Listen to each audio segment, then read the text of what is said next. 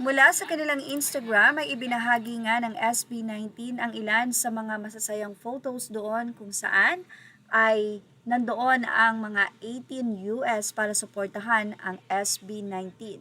Sobra-sobra po ang pasasalamat ng SB19 dahil talaga namang sobrang pila.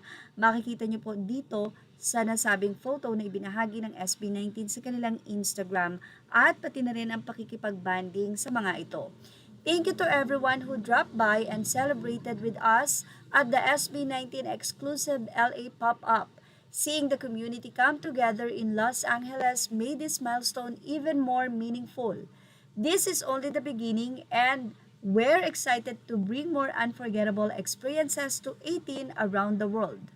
Photos by Onesie Entertainment and Gino Lucas.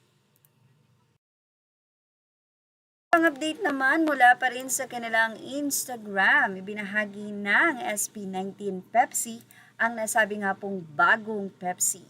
May aabangan sa SB19 ngayong August 1, 2026. Sa kanilang Instagram ay may trailer ng kanilang commercial kasama si Mimiyu. Siyempre, eto na naman po ang mga 18 dahil switching na naman po sila sa panibagong drinks. Kung dati po ay nag-COKE sila, ngayon po ay Pepsi na. Anyway, may bagong Pepsi. Yan po ang ibinahagi ng SB19 sa kanilang Instagram ngayong darating na 8/1/2026.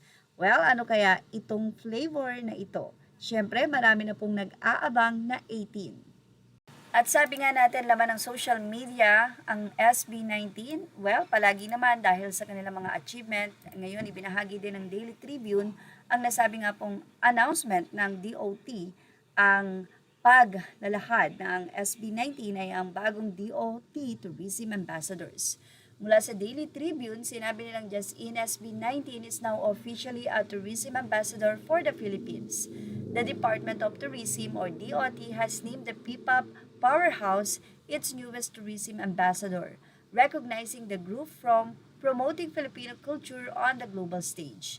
Ahead of their performances at Lollapalooza, Chicago, and Summer Sonic Japan, SB19 will also work with the DOT to encourage the fans around the world to visit the Philippines and experience its culture firsthand. At yan ang ating Showbiz Snap update. Tumutok lang po for more. Images are all credit to the rightful owners. Thank you for watching Showbiz Snap.